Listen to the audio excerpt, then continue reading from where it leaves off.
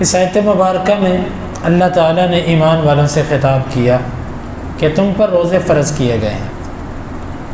روزہ کسے کہتے ہیں؟ عربی زبان کے اندر اس کے لیے صوم کا لفظ استعمال ہوتا ہے۔ صوم کا معنی ہوتا ہے رک جانا، اور رک جانا کسی بھی چیز سے رکنے کے لیے صوم کا لفظ استعمال ہوتا ہے۔ جس طرح کہ قرآن مجید کے اندر مریم علیہ السلام کے بارے میں آتا ہے کہ انہوں نے کہا تھا کہ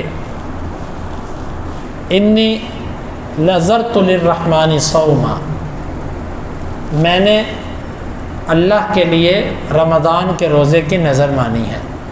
فلم اکلم اليوم انسیا، آج میں کسی انسان سے بات نہیں کروں گی۔ وہاں پر صوم سے مراد روزہ ہے، اور کون سا روزہ؟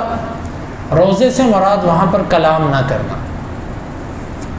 کلام سے رک جانا، یہ صوم کا معنی ہے۔ صوم کا معنی رک جانا، تو وہاں پر رکنے سے مراد کلام سے رکنا۔ اسی طرح روزے کو روزہ اس لیے کہا جاتا ہے کہ اس میں انسان ہر اس چیز سے رک جاتا ہے جس سے اللہ تعالیٰ نے روکا ہے، حتیٰ کہ وہ چیزیں جائز بھی ہوں تو بعض چیزیں جائز ہونے کے ساتھ ساتھ روزے میں ان سے روک دیا جاتا ہے، جیسے کھانا ہے، پینا ہے، اور اپنے اہل و عیال کے پاس جانا، یہ سب جائز چیزیں ہیں، لیکن روزے کی حالت میں ان سے روک دیا جاتا ہے، تو ان سے رکنا صوم کہلاتا ہے۔ تو اسی مناسبت سے اس کو صوم کہا جاتا ہے کہ رک جانا، کہ اس میں انسان ہر اس چیز سے رک جاتا ہے جس سے اللہ اور اس کے رسول نے منع کیا۔ تم پر روزے فرض کر دیے گئے ہیں جس طرح کہ تم سے پہلے لوگوں پر فرض کیے گئے تھے۔ اسلام کے آنے سے پہلے، یعنی کہ روزوں سے، رمضان المبارک سے پہلے روزے ہر مہینے کے 3 روزے فرض تھے۔ شروع اسلام میں یہ حکم تھا کہ تم میں سے کوئی بندہ 3 روزے رکھے ایک مہینے کے اندر، لیکن جب رمضان کے روزے فرض ہوئے تو یہ ہر مہینے کے جو 3 روزے تھے یہ استحباب کی طرف منتقل ہو گئے کہ مستحب ہے تم میں سے کوئی بندہ ایام 20 کے 13، 14، 15 کے روزے رکھ لے۔ ترغیب دلائی گئی لیکن فرضیت ختم ہو گئی۔ فرض کس کے روزے ہو گئے؟ رمضان کے۔ تم پر یہ روزے فرض کر دیے گئے۔ کیوں فرض کیے گئے؟ جس طرح کہ تم سے پہلے لوگوں پر فرض کیے گئے تھے۔ پہلے لوگوں سے مراد کیا ہے؟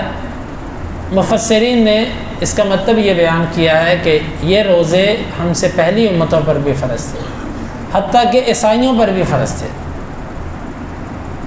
عیسائیوں پر بھی رمضان کے روزے فرض تھے، لیکن انہوں نے کیا کیا؟ یہ روزے ظاہر ہے چاند کے مہینوں کے ساتھ چلتے ہیں، تو کبھی گرمی آتی ہے رمضان میں اور کبھی سردی آتی ہے۔ انہوں نے یہ کیا کہ انہوں نے اپنے روزے گرمیوں سردیوں کے درمیان جو موسم بہار ہوتا ہے اس میں کر لیے، اور پھر انہوں نے کیا کیا؟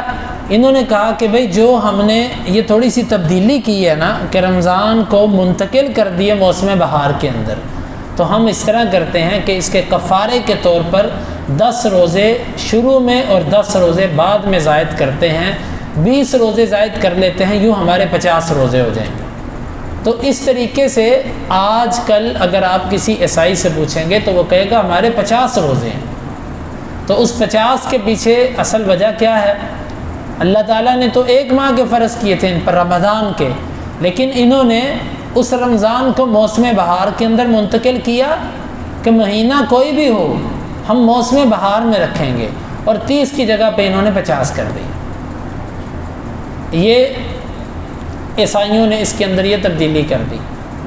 ویسے بعض مفسرین نے یہ بھی لکھا ہے کہ یہ روزے اللہ تعالیٰ نے ابراہیم علیہ السلام کے زمانے سے ان کے بعد تمام امتوں کے اوپر لازم کیے، اور بعض نے اس کو نوح علیہ السلام سے جوڑا ہے، واللہ اعلم بالصواب۔ ویسے اگر قرآن مجید کو دیکھیں تو قرآن میں تو یہی ہے کہ ہر امت کے لیے اللہ تعالیٰ نے ایک شریعت اور ایک طریقہ بنایا ہے، تو گویا کہ یہ بات سمجھ آتی ہے کہ روزوں کی فرضیت پہلی امتوں پر بھی تھی، کسی پر رمضان کے تھے اور کسی پر رمضان کے علاوہ روزے تھے۔ پھر اسلام کے اندر تو تخفیف کی گئی ہے۔ پہلی امتوں پر جو روزہ تھا وہ جب وہ افطار کرتے تھے، غروب آفتاب کے وقت وہ افطاری کرتے، سونے سے پہلے پہلے جو کھا لیا سو کھا لیا، جب سو گئے تو روزہ شروع ہو گیا۔ اسلام کے اندر بھی شروع میں ایسے ہی تھا، روزہ افطار کیا، اس کے بعد آپ جو مرضی کھائیں پئیں، آپ کے اوپر کسی قسم کی پابندی نہیں، لیکن جب آپ کی آنکھ لگ گئی، آپ سو گئے، تو اس وقت پھر آپ کا روزہ شروع ہو گیا۔ یہ انشاءاللہ آگے آئے گا یہ معاملہ۔ تو پہلی امتوں پر روزے تو ایسے ہی ہیں، لیکن ہمارے اوپر پھر اللہ تعالیٰ نے تخفیف کر دی۔ ہمیں یہ حکم دیا گیا کہ نہیں، اب تم سحری سے لے کر، یعنی کہ فجر طلوع ہونے سے لے کر غروب آفتاب تک تمہارا روزے کا وقت ہے۔ تو یہاں پر جو تشبیہ دی گئی ہے وہ وقت میں بھی ہے اور مدت میں بھی ہے۔ تم پر روزے فرض کیے گئے جس طرح کہ تم سے پہلی امتوں پر فرض کیے گئے۔ یہ بات اس لیے کہی کہ انسان کو اس سے تسلی ہو جاتی ہے کہ بھئی میں اکیلا نہیں ہوں، یہ سب کے ساتھ ایسے ہے۔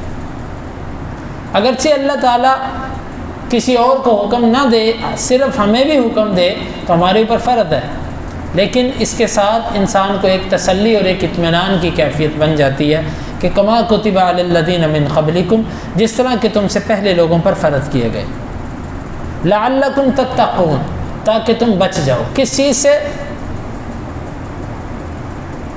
اس کے دو مطلب ہیں۔ ایک تو وہ مطلب جو مفسرین نے بیان کیا، تم اس مدت میں کھانے پینے اور ہر اس چیز سے بچ جاؤ جس سے اللہ نے تمہیں روکا ہے۔ کس مدت میں؟ روزے کی مدت میں، یعنی جتنی دیر تک تم روزے میں رہو، تتقون، تم بچ جاؤ کس سے؟ کھانے پینے اور ہر اس چیز سے جس سے روزہ ٹوٹتا ہے۔ ایک اس کا معنی یہ ہے، اور دوسرا اس کا معنی وہ جو ہمارے اکثر واعظین علماء اور بیان کیا جاتا ہے کہ لعلکم تتقون، تاکہ تم تقوی اختیار کرو، تقوی اختیار کرو۔ اور واقعتاً روزے کے اندر ایک تقوی بھی ہے، جس طرح کہ حدیث کے اندر آتا ہے، اللہ کے نبی صلی اللہ علیہ وسلم نے فرمایا کہ یا معاشر الشباب من استطاع منکم الباءۃ فلیتزوج ومن لم یستطع فعلیہ بالصوم فإنہ لہ وجاء او کما قال۔ آپ نے فرمایا نوجوانوں کی جماعت، تم میں سے جو کوئی طاقت رکھتا ہے وہ شادی کرے۔ یہاں پر طاقت سے مراد کیا ہے؟ مالی طاقت ہے، کہ اتنی طاقت اس کے پاس ہو کہ وہ ولیمہ کر کے کسی کو اپنے گھر پہ ایک کمرے کے اندر جگہ دے سکے رہنے کے لیے، یہ مراد ہے۔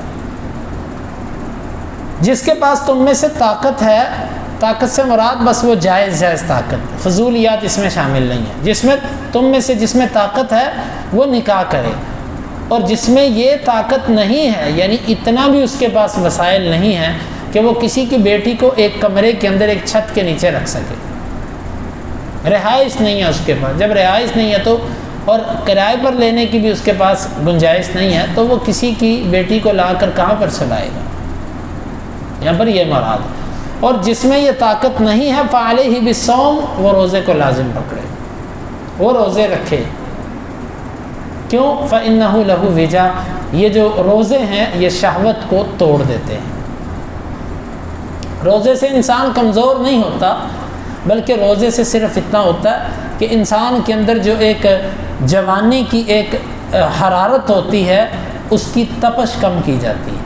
آپ اس کی مثال یوں سمجھ لیں کہ جس طرح چولہے کے اوپر دودھ کی ہنڈیاں پڑی ہو یا کسی بھی چیز کی، اور نیچے سے آگ بڑی تیز جل رہی ہو، تو اس سے کیا ہوتا ہے؟ دودھ کے ہنڈیا سے ابل کر باہر آنے کا امکان ہوتا ہے۔ تو اس کے لیے ہم کیا کرتے ہیں؟ آنچ ہلکی کر دیتے ہیں تاکہ وہ دودھ ہنڈیا سے باہر نہ نکلے۔ اس سے دودھ کو کوئی نقصان نہیں ہوتا، بلکہ دودھ محفوظ ہو جاتا ہے۔ روزے سے مت سمجھے کوئی کہ روزے سے بندہ کمزور ہوتا ہے، بلکہ روزے سے اتنا ہوتا ہے کہ انسان کی جو حدت اور شدت ہوتی ہے اس کو کم کیا جاتا ہے، طاقت اسی طرح بحال رہتی ہے۔ تو آپ نے فرمایا کہ جو طاقت نہیں رکھتا وہ روزے رکھے۔